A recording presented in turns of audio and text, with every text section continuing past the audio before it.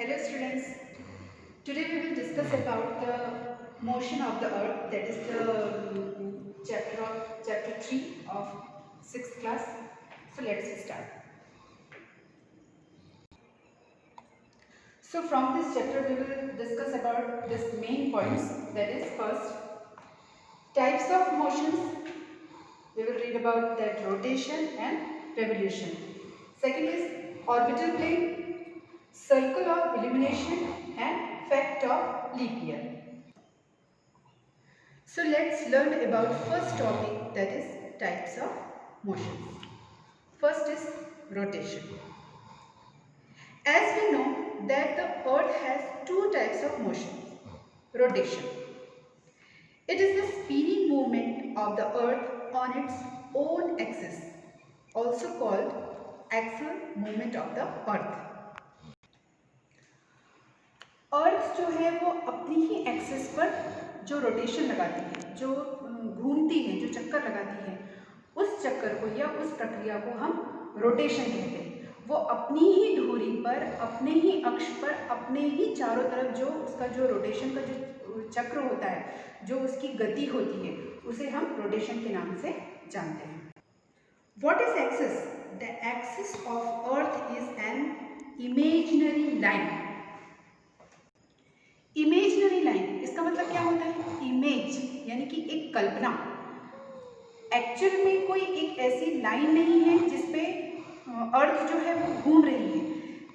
That is just we are imagine, कि हम वो कल्पना करते हैं कि एक ऐसी लाइन होगी या एक ऐसी धुरी होगी जिस पर अर्थ जो है वो रोटेशन कर रही है। एक्चुअल में वैसा होता नहीं है, वो हमारी एक इमेजिनरी लाइन है जो साइंटिफिकली समझने में हमारी मदद करती है। Next point is revolution. It is the revolving movement of the earth around the sun in a fixed orbit, also called orbital movement of the earth. Rotation का मतलब समझ में आ गया कि रोटेशन जो है, अर्थ जो है वो अपनी ही एक्सिस पर चक्कर लगाती है या राउंड लगाती है.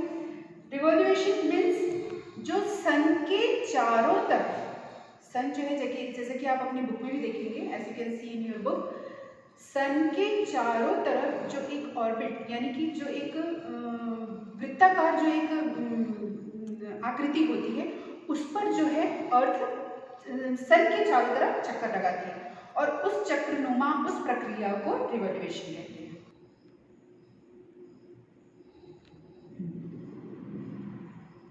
Now we will go to the next point, that is orbital plane. The plane formed by the orbit is known as the orbital plane, which makes an angle of 66.5 degree from the horizontal line or the orbital plane line, and other side 23.5 degree from the vertical line from the Earth's orbital plane line. As you can see in your book, figures 3.1. We will discuss about the next point, circle of illumination. The circle that divides the day from night on the globe. Because due to the spherical shape of the earth, only half of it gets light from the sun at a time. Just because of that, the portion facing the sun experiences day, while the other half away from the sun experiences night. This is the daily motion of the earth. Circle of illumination, हम इसके बारे में पढ़ रहे हैं. तो जब सन की रोशनी अर्थ पर जब डायरेक्ट जब पड़ रही है ना, अर्थ जो है वो अपनी ही अक्ष पर या अपनी ही एक्सिस पर रोटेट कर रही है, घूम रही है वो धीरे धीरे, उसको अपनी ही एक्सिस पर घूमने के लिए मिनिमम 24 आवर्स लगते हैं, जिसे एक दिन कहा जाता है. अब जब सन की रोशनी डायरेक्ट जब अर्थ पर पड़ रही है, देखिए अब ध्यान दीजिए, अब जब भी आपको एक्सप्लेन करेंगे तब आपको और अच्छे से समझ में आएगा. तो जब सन की जो रिफ्लेक्शन है, जो लाइट और हीट है, अर्थ के एक पोर्शन पर पड़ रही है, तो वहाँ पे डे होता है, and just opposite that other portion वहाँ पे डार्कनेस होता है, इसकी वजह से वहाँ पे नाइट होता है। तो जब ये रोटेशन जो चल रहा है, सन तो अपनी जगह पे है, रोटेट कौन कर रहा है? अर्थ कर रहा है। तो जब ये धीरे धीरे जब रोटेट करता है तो यही जो डिफरेंस है, यही जो इल्यूमिनेशन है, ये जो चक्र चल रहा है, यही डे और नाइट का निर्माण करता है। Okay, can you imagine what would happen if the earth did not rotate? The portion of the earth facing the sun would always experience day, thus bringing continuous warmth the reason. The other half would remain in darkness and be freezing cold all the time. Life would not have been possible in such conditions. ऐसा होगा तो नहीं, लेकिन जरा सिर्फ कल्पना करके देखो, सोच के देखो कि जो अर्थ जो है, अगर वो अपना रोटेशन रोक दे, अगर वो अपनी धुरी पर घूमना छोड़ दे तो क्या होगा? ऐसा होगा नहीं, पर आप जरा सोच के देखो। अगर ऐसा होगा तो जो सन है, जो सन की हीट और लाइट जो अर्थ को मिल रही है, जिस पोर्शन को मिल रही है, अब वो राउंड शेप पे है, जिस पोर्शन को जो मिल रही है वहाँ हमेशा क्या होगा? हमेशा वहाँ पे दिन होगा, और हमेशा जो उसके जो अपोजिट साइड है वहाँ पे डार्कनेस होने की वजह से वहाँ पे हमेशा रात होगी, क्योंकि वो रोटेट करना छोड़ दिया। भाई वो एक दिन में वो अपनी ही एक्सिस पे वो धीरे धीरे घूमता है, उसकी वजह से क्या होता है? दिन और रात होता है, डे और नाइट होता है। अगर मान लो उसने अपना रोटेशन करना छोड़ दिया या घूमना छोड़ दिया, तो जिस पोर्शन पर सन की हीट और लाइट मिल रही है उस पोर्शन पर हमेशा वहाँ पे दिन रहेगा, और उस रोशनी और उस हीट की वजह से वहाँ का जो टेम्परेचर है वो हाई रहेगा, या उस एरिया में हमेशा गर्मी रहेगी। उसके जस्ट अपोजिट, जहाँ सन की लाइट नहीं पहुँच पा रही है, जो फेस नहीं कर पा रहा है, वहाँ क्या होगा? हमेशा अंधेरा होगा, यानी कि दिन होगा ही नहीं। तो वहाँ टेम्परेचर हमेशा डाउन होने की वजह से वहाँ का जो वातावरण रहेगा वो ठंडा रहेगा।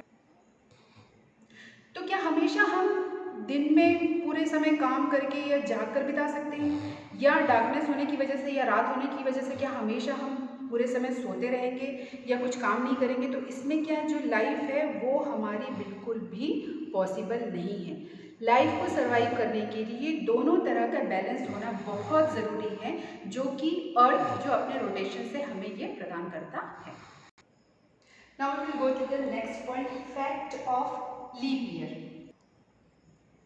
As you know, there are 365 days in a year, and after every 4 years, 1 day increase. That is called leap year. How is it possible? Because actually Earth takes 365 and 1/4 days to revolve around the sun. So 1/4 day, it means 6 hours. 1/4 days, it means 6 hours, जिसे हम हर साल के count में 365 and 1/4 को जो हम है ignore करते हैं। 1/4 means 6 hours. So 6 plus 6 plus 6 plus 6. 1, 2, 3 and 4. After 4 years, 1 day, it means 24 hours will increase automatically. So after 4 years, every years will come leap years. तो हम जानते तो हैं कि लीप ईयर आ रहा है, 28 फरवरी जो है वो हर 4th ईयर्स के बाद क्या हो जाता है? 29 हो जाता है। तो वो क्यों होता है? वो इसलिए होता है क्योंकि एवरी ईयर के जो 1/4 डे को जो हम 6 आवर्स काउंट करते हैं, तो उसके इक्वल टू जो है 24 आवर्स, यानी कि एक दिन मिलता है। इसीलिए वो 28 फरवरी जो क्या हो जाता है हर चौथे साल के बाद या हर 4th ईयर्स के बाद वो 29